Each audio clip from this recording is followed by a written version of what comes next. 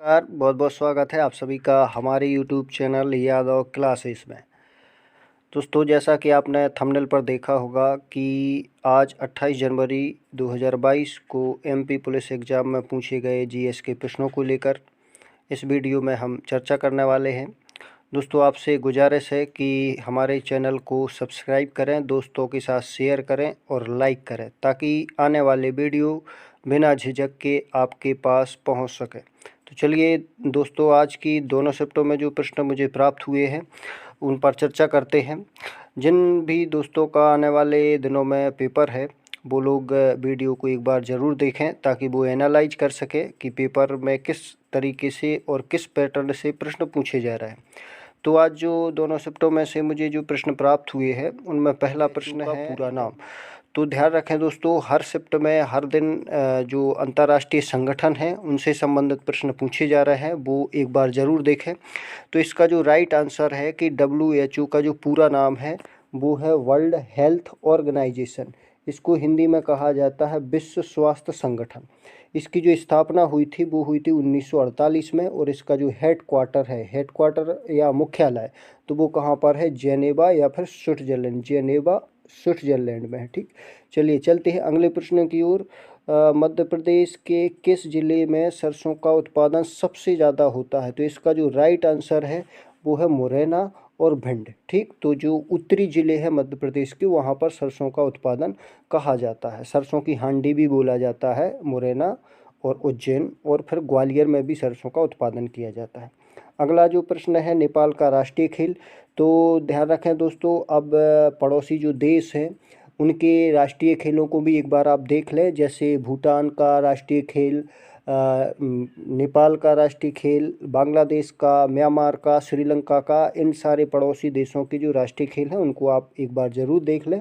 तो इसका जो नेपाल का राष्ट्रीय खेल है इसका मुख्य सही आंसर है वॉलीबॉल। ठीक, अगला जो प्रश्न है राहुल द्रविड़ का जन्म कहाँ हुआ? तो राहुल द्रविड़ जी जो क्रिकेटर हैं उनका जो जन्म हुआ था वो कहाँ पर, मध्य प्रदेश इंदौर में हुआ था। अगला प्रश्न जनगणना से संबंधित पूछा गया है कि मध्य प्रदेश में अनुसूचित जाति का लिंगानुपात। तो जनगणना से प्रश्न हर शिफ्ट में पूछे जा रहे हैं, तो इसका जो राइट आंसर है वो है 920। ठीक, अगला प्रश्न है इतिहास को लेकर, दांडी यात्रा में गांधी जी को कितने दिन लगे? तो दांडी यात्रा में गांधी जी ने कब से कब तक शुरू की थी? तो दांडी यात्रा 12 मार्च से लेकर 30 अप्रैल तक हुई। कब हुई? 1930 में। और इसकी जो लंबाई है वो कितनी है? 390 किलोमीटर। कहाँ से कहाँ गए थे गांधी जी? तो यह दांडी से कहाँ गए थे? सूरत, गुजरात।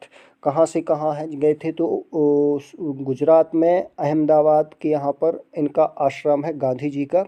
तो उस आश्रम से लेकर ये कहाँ तक गए थे? दांडी। दांडी कहाँ पर है? सूरत में। ठीक, तो यहाँ तक इन्होंने यात्रा की थी जिसको बोला जाता है दांडी यात्रा। अगला जो प्रश्न है, गांधी जी का पहला आंदोलन कौन सी था? आज की दोनों शिफ्टों में गांधी जी से संबंधित प्रश्न पूछे गए हैं। तो 1916 के पहले गांधी जी दक्षिण अफ्रीका में रहते थे।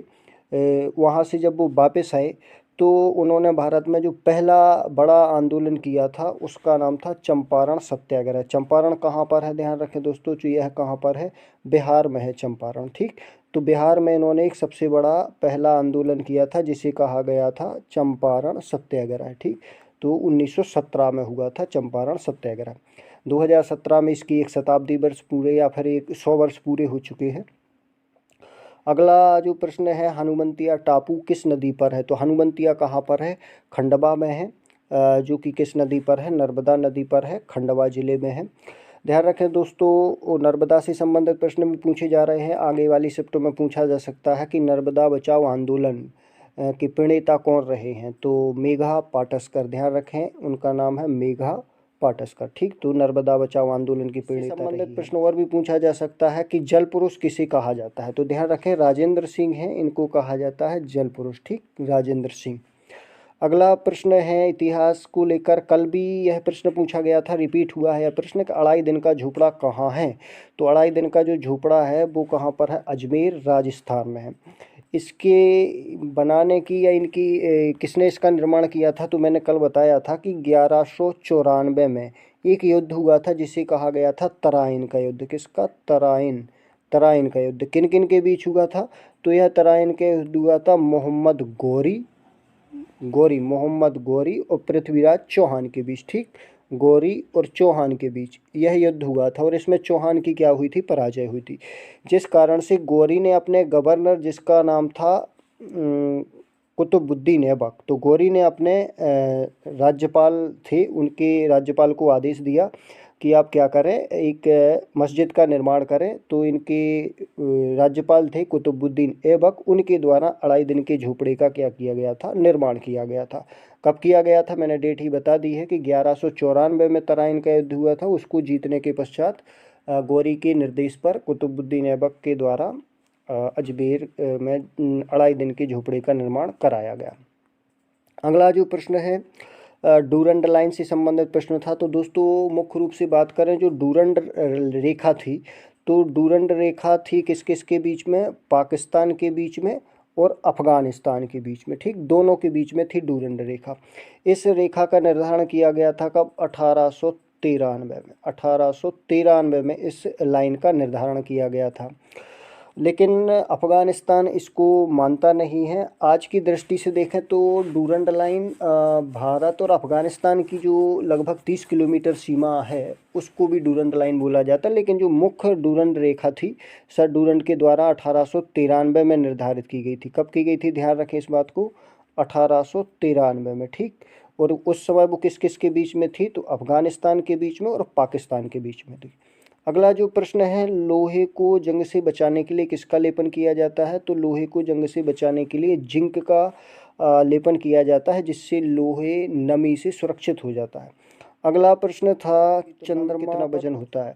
देखिए ये प्रश्न गुरुत्वाकर्षण से रिलेटेड था कि चंद्रमा का गुरुत्वाकर्षण बल पृथ्वी के गुरुत्वाकर्षण बल के कितने भाग होता है? 1/6 में हिस्सा होता है।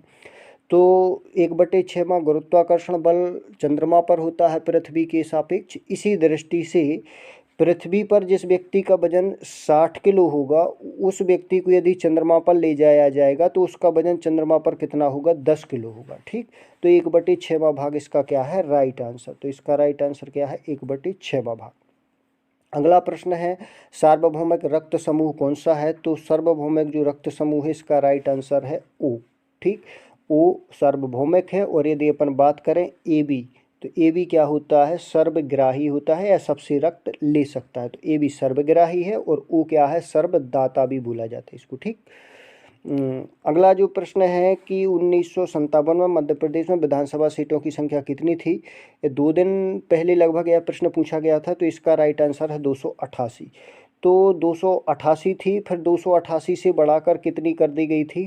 296 कर दी गई थी। फिर 296 से बढ़ाकर कितनी कर दी गई थी? 320 कर दी गई थी। लेकिन 1 नवंबर सन 2000 को मध्य प्रदेश से छत्तीसगढ़ को 26वां राज्य अलग बना दिया गया। किसको? छत्तीसगढ़ को।